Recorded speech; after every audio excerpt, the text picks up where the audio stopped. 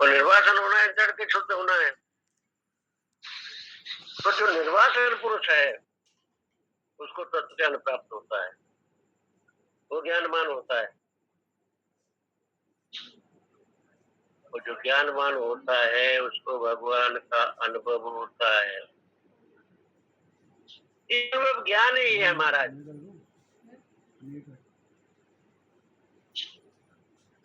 तुम्हारे सामने भगवान कृष्ण खेले, तुम पहचानो नहीं, ज्ञान नहीं हुआ तो अरे ठीक है भगवान तो तुम्हारे सामने, लेकिन अनुभव नहीं हो रहा है। एक समय की हमारे स्वामी अखंडानंद जी लिखते हैं, एक समय की बात है कि मैं और चक्र जी जो है उड़ीसा में घूमते हुए बिहार में आए। बिहार में चलते चलते बहुत समय हो गया, कम से कम 28-30 मील हम चले होंगे। तुम जहाँ जाए तो वो आदमी बोले कि यहाँ डकैती होती है, तुम यहाँ नहीं सोओगे, जाओ कहीं दूसरी जगह जाओ। हमको कोई स्थान नहीं मिला, तो रात चलते चलते 5-6 मील चलते चलते मैं स्टेशन के ऊपर आए, बक्तापुर हरिगाम स्टेशन के ऊपर आए। 11 बजे के होंगे, अंधेरा था, कोई दुकान नहीं, बाजार नहीं, सब बंद। तो वेटिंग रूम में चादर बिछा कर लेटने वाले थे। जैसे हम लेटने वाले थे तो दो बालक आ गए, 12-13 वर्ष की उम्र होगी उनकी, एकदम गोरे सुंदर गौरवर्ण, अभी उनकी याद है। वो बालक बोलने लगे कुछ खाओगे, भूख लगी है क्या? आकर हमारे पास बैठ गए, बोले भूख तो लगी है। तो खोआ के 2 दोना लेकर के आए। तो रात के 11 बजे हमने खूब भरपेट करके खोया खाया, पानी पिया। उनसे पूछे तुम कहाँ रहते हो? बोले के ही रहते हैं, और हमको खिला के चले गए। हम सो गए, भूखे थके थे, 25-30 मिनट चले थे। जब सवेरे उठकर पता लगाया कि हमको 2 बालक जो खिला कर गए थे वो कौन से कहाँ है। वो तो मीलों तक कोई बस्ती नहीं थी। ये क्या भैया, स्टेशन मास्टर के बच्चे नहीं, कर्मचारियों के बच्चे नहीं, और बच्चे भी थे तो ऐसे सुंदर नहीं थे कोई।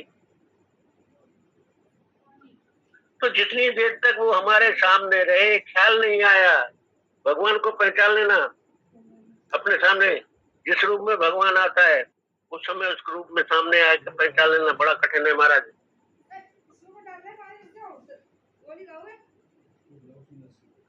अब भगवान बोलते हैं कि ज्ञानी पुरुष मुझे पहचान लेता है, प्रबंधन से प्रबंधन से। किस रूप में पहचानता है ज्ञानी पुरुष? भगवान को किस रूप में पहचानता है? कि वासुदेव सर्वमित्र, वासुदेव सर्वमित्र, माम प्रपदन से प्रपत्ति स्वरूप है। वासुदेव जो कृष्ण साक्षात पुरुषोत्तम है, वो भगवान, वो पुरुषोत्तम भगवान को, वासुदेव को, वही है सब कुछ, इसके सिवा दूसरा कोई नहीं है। इसका अर्थ है इसी देश में, इसी काल में, इसी रूप में ज्ञानी पुरुष परमात्मा को पहचान लेता है। ज्ञानी पुरुष परमात्मा को पहचान लेता है।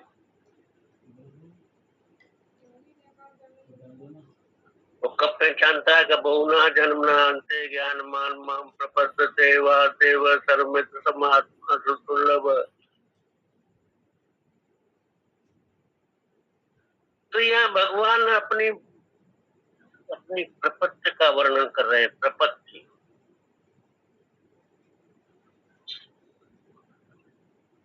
प्रपत्ति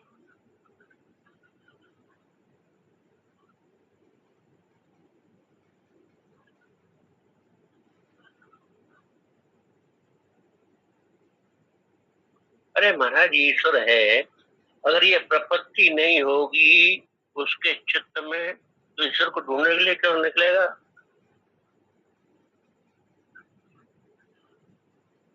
कोई धन ढूंढने के निकलता है, कोई स्मित को ढूंढने के निकलता है, कोई संबंधी को ढूंढने के निकलता है।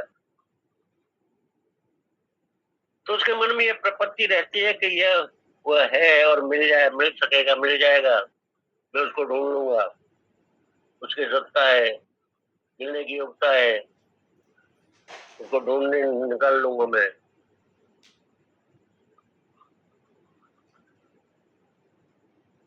तो प्रपत्ति होनी चाहिए, प्रपत्ति पर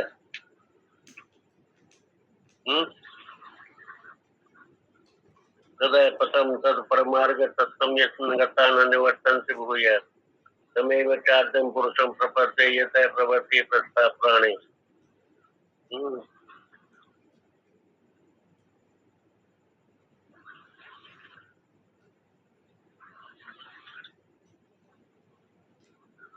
तो प्रपत्ति ढूंढने से, परमात्मा को ढूंढने से पहले प्रपत्ति होना बहुत जरूरी है। प्रपत्ति,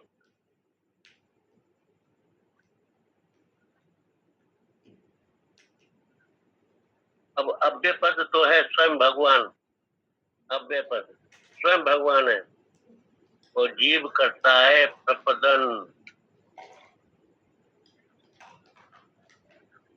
परिमार्ग में अनुसंधान कैसे हो, खोज ढूंढना कैसे ढूंढा जाए।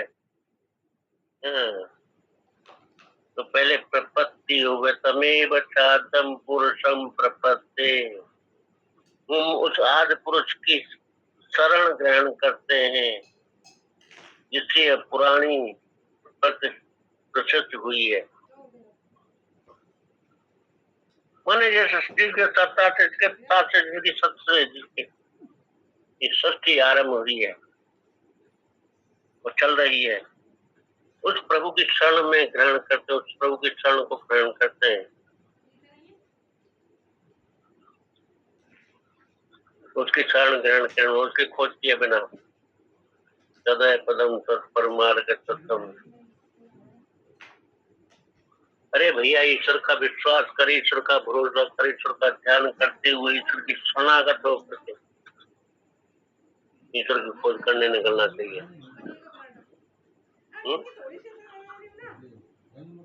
पहली बात है विश्वास, दूसरी बात है भरोसा, और तीसरी बात है ध्यान, चौथी बात है शरणागति। 4 बातें हो जाएंगी, तब ईश्वर की खोज करना चाहिए। समय हो गया है, आगे से चर्चा कल। बोलो सच्चिदानंद भगवान की जय, के बिहारी लाल की जय, सदगुरुदेव भगवान की जय। जय जय श्री राधे श्याम, जय श्री कृष्ण महाराज, जय आइए शर्मा जी, जय श्री कृष्ण। जय श्री कृष्ण, जय श्री कृष्ण। ओम शंकरं शंकराचार्यं केशवं बादरायणं सूत्रवादकृतौ वंदे भगवन्तौ पुनः पुनः। ईश्वरो गुरुरात्मेति मूर्ति भेद विभागने भूयोमद्व्याप्तदेहा दक्षिणामूर्तये नमः। ओम शांति शांति शांति। वसुदेव सुतं देवं कंसचारूणमर्दनं देवकी परमानंदं कृष्णं वन्दे जगतो। नमस्ते रामचंद्राय माधवाय नमो नमः, गोविंदाय नमस्तुभ्यं। नमस्ते परमात्मने अद्वैत ब्रह्म रूपाय ज्ञान गम्याय ते नमः। नमः पूर्ण माधवाय चिदात्मने ओम श्री परमात्मने नमः। श्रीमद्भगवद गीता बहुनेमि भीतितानि जन्मानि तव चार्जुन तान्यं वेद सर्वाणि नैतं वेद परं तप अजो अपि सर्वो व्यात्मा भूतानां ईश्वर विशन प्रकृतिं स्वाम वस्य ज्ञाने भक्ति वार्ता अद्भुतान् धर्मस्य तदात्मानं सृजाम्यहम्।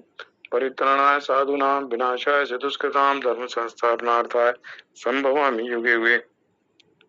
जन्म कर्म च मे दिव्यमेव वेत्ति तत्त्वतः त्यक्ता देहं पुनर्जन्म नैति मामेति सुवर्जन। वीतराग भया क्रोधा मनमया मां पाशता वैभव ज्ञान तपसा पूता मदभामागता। ये तामां प्रपदन्ते तांस्ते भजाम्यहम्। मम भर्तानुवर्तन्ते मनुष्या भा सर्वजा। जय श्री कृष्ण। तो देखो 17वां जो श्लोक है 15वें अध्याय का, 16वां द्वाविमोह पुरुषो लोके, तो बड़ा महत्वपूर्ण है।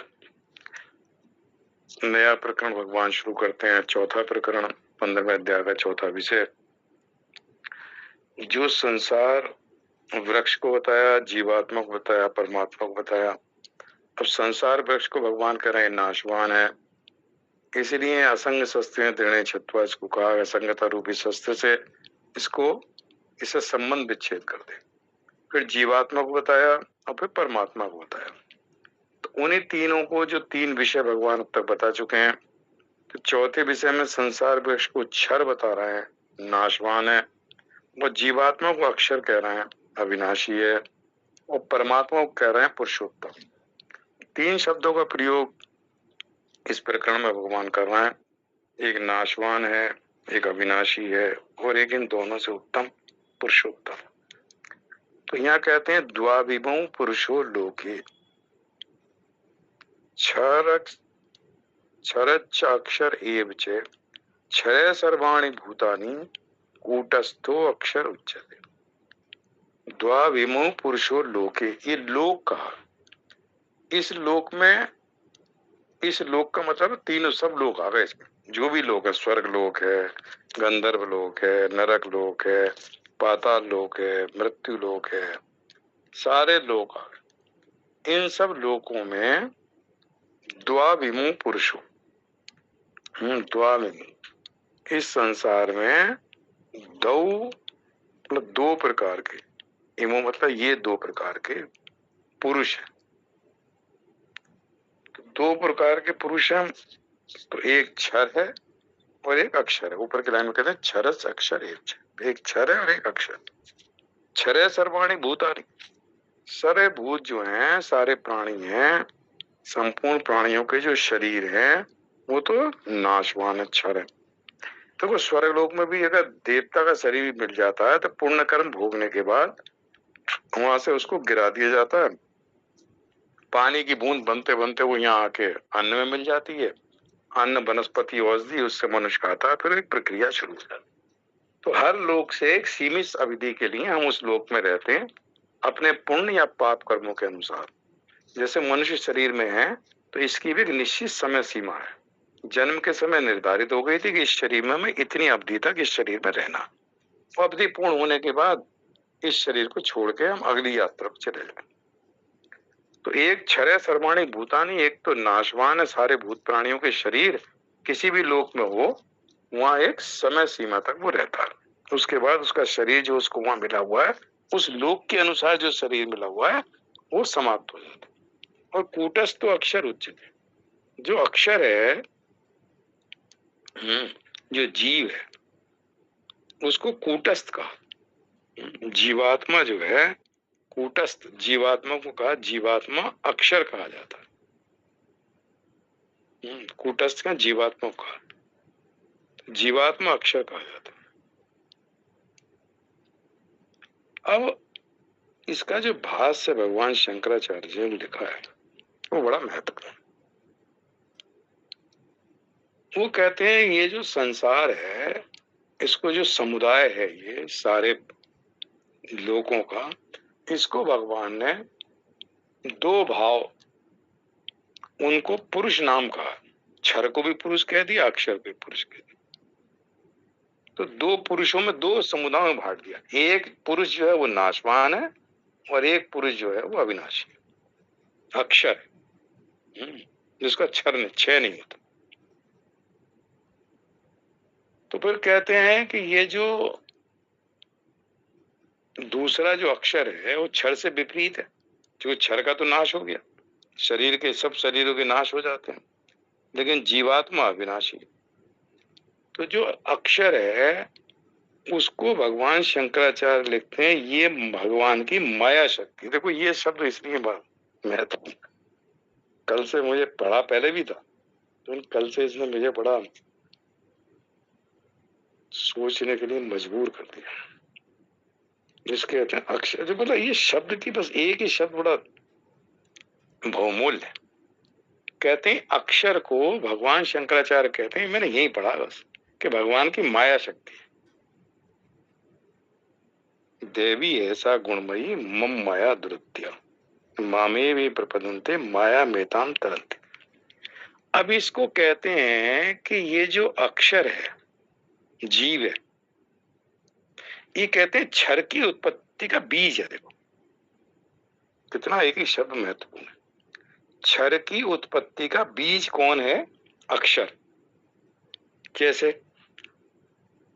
जब जीव कहता है मैं शरीर हूं, मेरा शरीर है, तो शरीर के साथ जो संबंध बनाता है, तो शरीर के तादात्म्य के कारण एक शरीर छूटता है, तो उस सूक्ष्म शरीर उसके साथ जाता है। उस सूक्ष्म शरीर को दूसरा स्थूल शरीर चाहिए, भोगायतन, उसके गुण और कर्म के अनुसार। जैसा गुण और कर्म है उसके अनुसार उसको एक और शरीर की आवश्यकता है। बिना स्थूल शरीर के तो रह नहीं सकता। नरक में भी जाएगा तो यातना का शरीर मिलेगा, स्वर्ग में जाएगा तो देवताओं का शरीर मिल जाएगा, गंधर्व में जाएगा गंधर्व का शरीर, जहां भी जाएगा उसको एक शरीर की प्राप्ति होगी। वो शरीर किसने दिलाया? क्योंकि अक्षर जो जीव है उसने शरीर के साथ संबंध बना रखा है। तो जब तक शरीर के साथ संबंध है तब तक शरीर आते बदलते रहेंगे, शरीर उत्पन्न होते रहेंगे, नष्ट होते रहेंगे। भाई जिस लोक में गया उस लोक में एक शरीर उत्पन्न हो गया, जब उसके पूर्ण कर्म क्षीण हो गए तो शरीर नष्ट हो गया। मृत्यु लोक में आया तो शरीर उत्पन्न हो गया गर्भ के अंदर, जब एक निश्चित समय सीमा पूरी होगी तो शरीर नाश हो गया। तो इस शरीर को उत्पन्न कौन कर रहा है? अगर अक्षर का क्षर के साथ संबंध ना हो तो शरीर उत्पन्न हो ही नहीं सकता। अक्षर मुक्त हो जाएगा, मतलब जीव भाव समाप्त हो जाएगा, मुक्त हो जाएगा, उससे शरीर मिलेगा ही नहीं। मतलब एक उस व्यक्ति को, उस जीव को जिसको ज्ञान हो गया और वो मुक्त हो गया, तो अब उसका अगला जन्म नहीं होगा ना। जन्म मृत्यु से मुक्त हो गया। जब जन्म नहीं होगा तो उसको नया शरीर नहीं मिलेगा। जब नया शरीर नहीं मिलेगा तो नए शरीर की उत्पत्ति नहीं हुई, उत्पन्न नहीं हुआ, जन्म नहीं हुआ। तो अक्षर ही जन्म का और मृत्यु का जो शरीर है, क्षर जो है, क्षर, क्षर की उत्पत्ति का जो बीज है वो अक्षर है।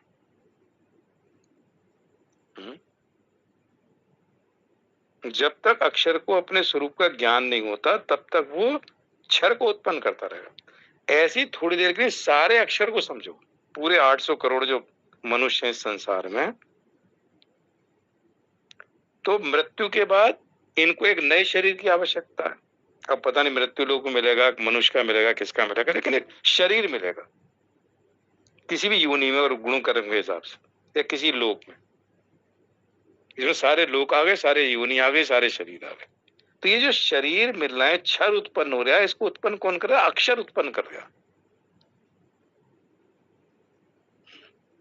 और ये कहते हैं अक्षर को कि जो कि भगवान की माया शक्ति है। अब जो भगवान वहां कहते हैं 18वें अध्याय में, ईश्वर सर्वभूतानां हृदय से अर्जुन तिष्ठति भ्रामयन् सर्वभूतानि यंत्रारूढ़ानि माया।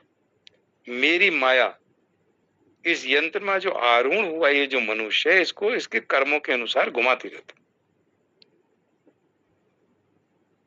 वहां माया को स्वभाव, वासनाएं, कर्मों के संस्कार, ये शब्द दिया।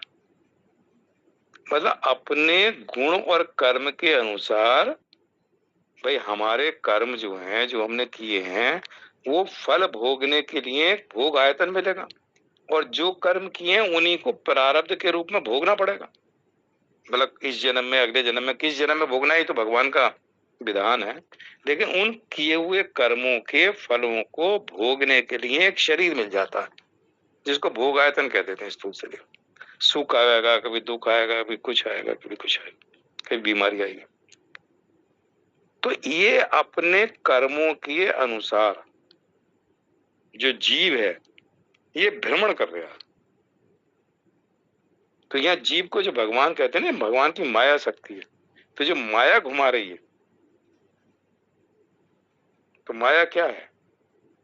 जो अक्षर है, जो जीव है, उसके किए हुए कर्मों को भोगने के लिए वो भ्रमण कर रहा है, इस लोक से उस लोक में, इस शरीर से उस शरीर में, इस योनि से उस शरीर योनि में, अपने गुण और कर्मों के, और कर्मों के जो संस्कार हैं, जिससे वासनाएं की बात हो।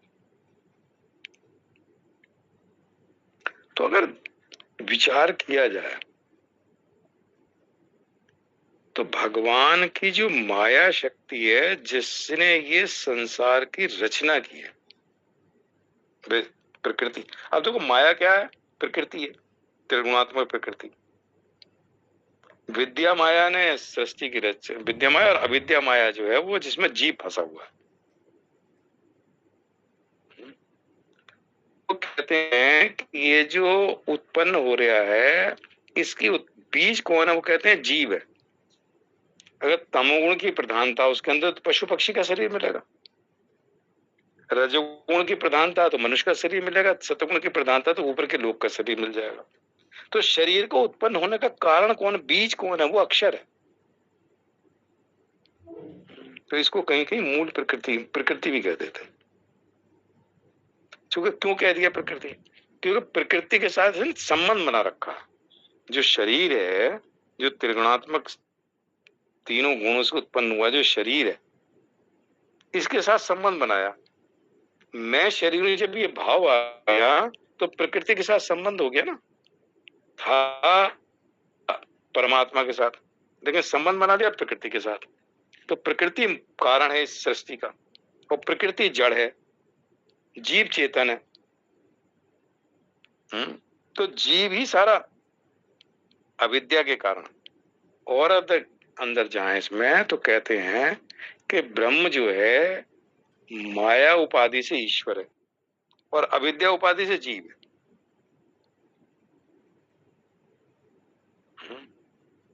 और उपनिषद में देखो जीव अगले श्लोक में जब आएगा तो जीव और ब्रह्म दो नहीं है। मतलब ऐसा नहीं कि जीव अलग है ब्रह्म अलग है, तो समस्या हो जाएगी, द्वैत बना रहेगा। मतलब जीव ही ब्रह्म है, उपाधियों के कारण, अविद्या के कारण वो जीव बना हुआ है। उपाधि रहित जब हो जाता है, इनसे किसी के साथ संबंध नहीं होता, तो वही जीव ब्रह्म है। उपाधि रहित और उपाधि सहित, उपाधि से युक्त है तो ब्रह्म का नाम हो गया जीव, उपाधियों से रहित है तो जीव नहीं रह गया ब्रह्म। रहेगा एक ही, एक तो प्रतिबिंब है, चिदाभास है। असली में तो एक ही है ना, एक ही आत्मा है जिसका प्रतिबिंब पड़े अंतःकरण में। उसने बुद्धि मन इनको सबको चेतन कर दिया, उसने अहमता के साथ संबंध जोड़ दिया, अहम बुद्धि के साथ। मैं हूं, जैसी मैं हूं ये भगवान की माया है। अब सृष्टि शुरू हो गई। मैं जब उत्पन्न हुआ तो मैं था ये प्रकृति का, इसके साथ संबंध डाल दिया चेतन ने, तो जड़ चेतन ग्रंथि जिसको कहते हैं। तो ये जैसे इसने के साथ संबंध बनाया तो सृष्टि में काम शुरू हो गया।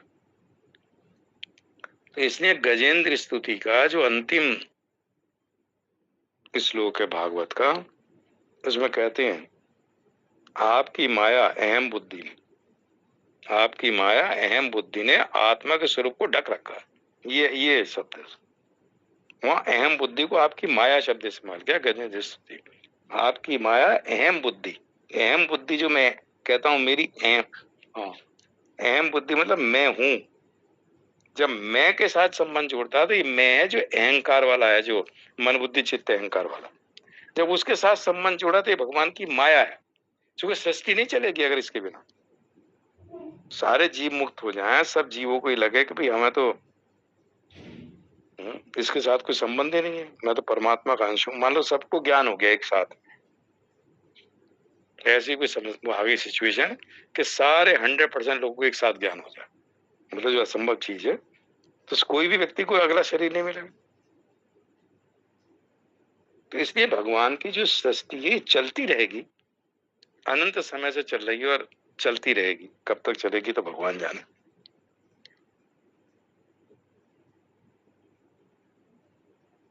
अब देखो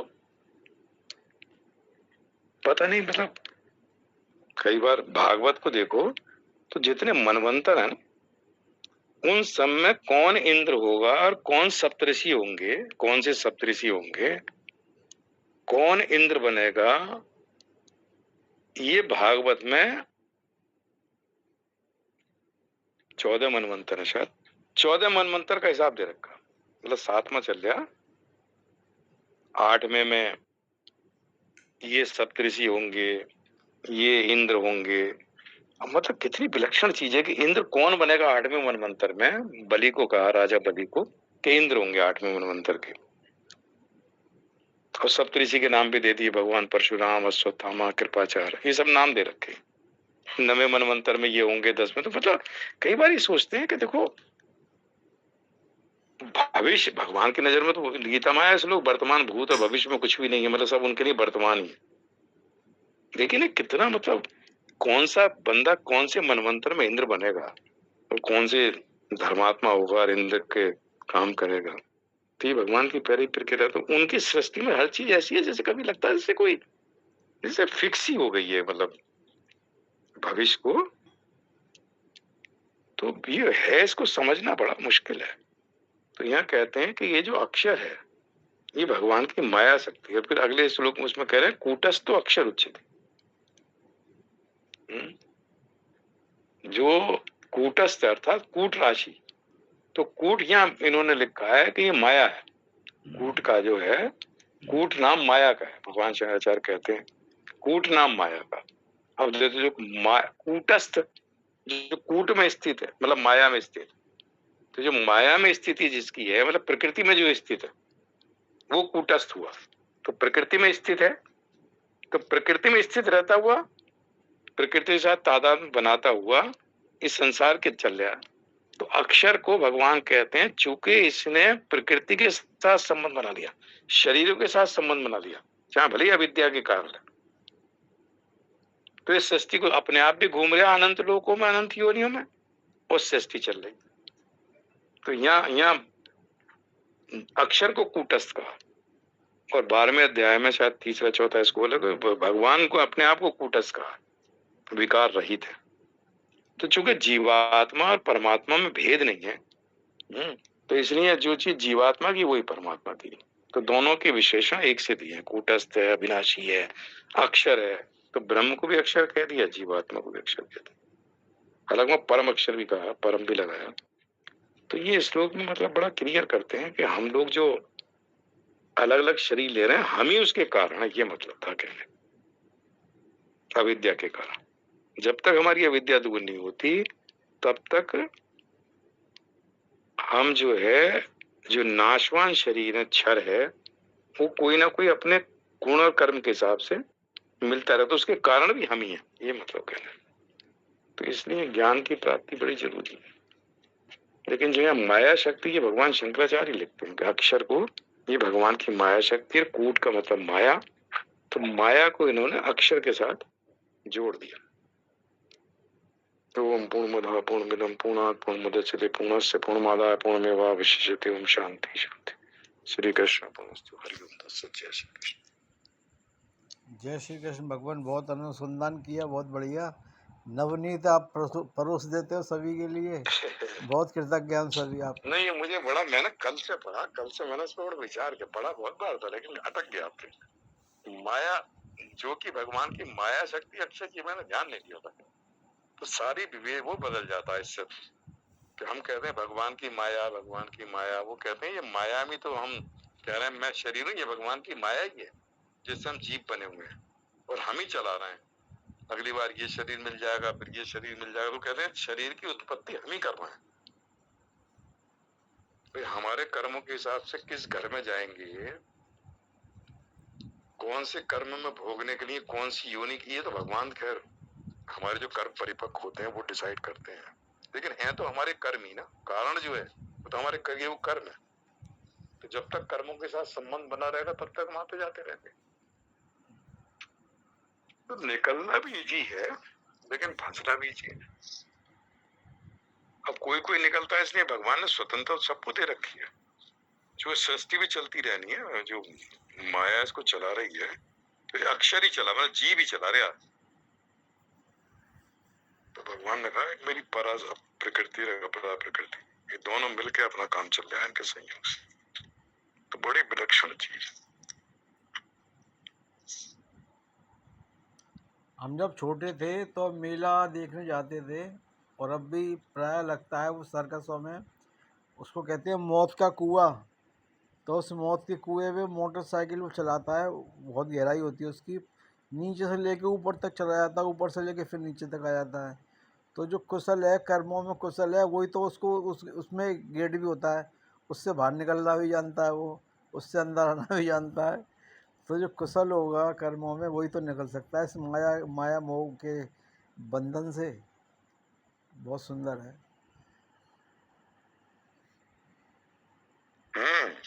तो संसार को भी मेला कहा ना ब्रह्मा, इसलिए एक संसार एक मेला है जिसमें वो अटक जाता है उसकी सुंदरता में। देखो ये दुकान, ये शहर, ये हिल स्टेशन, ये फलाना, ये दिमाग, इसमें खो जाता है। तो वो जिसको निकलने का रास्ता पता हो कि मैं यहाँ आया था मेला देखने, तो मेले का वो एक अंग बन जाता है, उसकी खूबसूरती सौंदर्य में फिर अंतिम समय में याद आता है यार मैं तो आया क्यों था यहाँ, भूल जाता है मैं क्यों आया। तो निकलने का रास्ता ही पता होना चाहिए। मेला ही है ये दुनिया। आवा माता जी, राधे राधे। राधे राधे।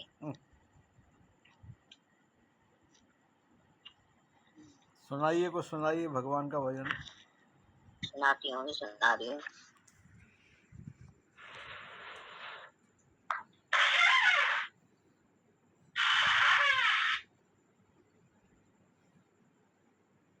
निकाल के रखा था, कहाँ चला गया?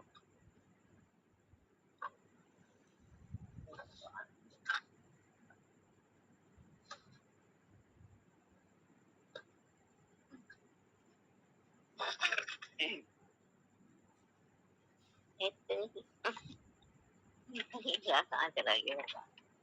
तो सुंदर निकाल के रखा था।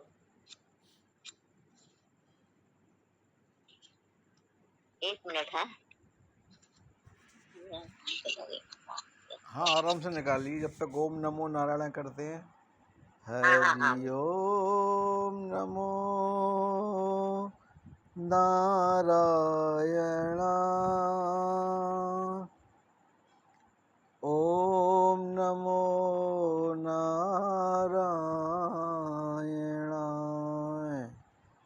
हरि ओम नमो नारायण, हरि ओम नमो नारायण, हरि ओम नमो नारायण, हरि ओम नमो नारायण, ओम नमो नारायण, ओम नमो नारायण, हरि ओम नमो नारायण। मिल गया जी। अच्छा खासा अलग अलग दी थी डायरी और ढूंढ रही हूँ और कहीं। जय श्री कृष्णा। वनमाल की सुंदर लटकन पे ऋतुराज रहे लटके लटके, हम अधरामृत प्याला छलका दो, हम पिया करे गटके गटके। प्रभु प्रेम के रस, प्रभु प्रेम रस को लूटा भक्तों ने, तू भी लूट सके तो लूट, रस को पी कर बन जा बावरा, 184 चूर। जय श्री कृष्णा।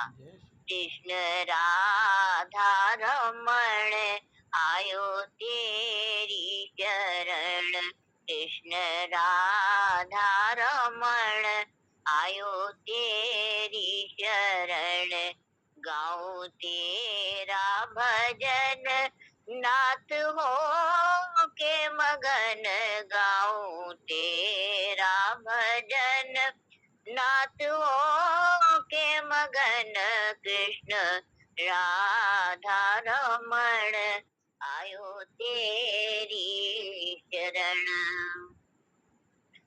गीत गणिका को तूने उबारा प्रभु, गीत गणिका को तूने उबारा प्रभु, दीन दुखियों का तू ही सहारा प्रभु। छोड़ तेरे चरण जाऊं किसकी शरण, छोड़ तेरे चरण जाऊं किसकी शरण। गाऊं तेरा भजन नाथ हो के मगन, कृष्ण राधा रमण आयो तेरी शरण। हूँ मैं अज्ञान पापी न सूझे डगर, हूँ मैं अज्ञान पापी न सूझे डगर। चाहता हूँ जपो नाम हो बेखबर, चाहता हूँ जपो नाम हो बेखबर। मेरे झर झर के बरसे विरह में नयन, मेरे झर झर के बरसे विरह में नयन। गाऊं तेरो भजन नाथ हो के मगन, गाऊं तेरो भजन नाथ हो के मगन, कृष्ण राधा रमण आयो तेरी शरण। देख करनी मेरी नाथ पछता रहा, कर दया है दया मैं तेरा आसरा। देख करनी मेरी नाथ पछता रहा, कर दया है दया मैं तेरा आसरा। मेरी बिगड़ी बना नाथ कर बना, नाथ कुर कुजतन मेरी बिगड़ी बना, नाथ कर कुछ जतन। गाऊं तेरा भजन नाथ हो के मगन, कृष्ण राधा रमण आयो तेरी शरण। कृष्ण राधा रमण राखो अपनी शरण, हे मोरा लाज रखो करूं मैं नमन।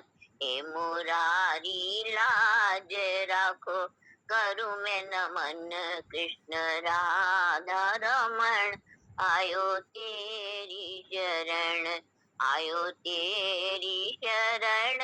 गाऊं तेरो भजन कृष्ण राधा रमण आयो तेरी शरण।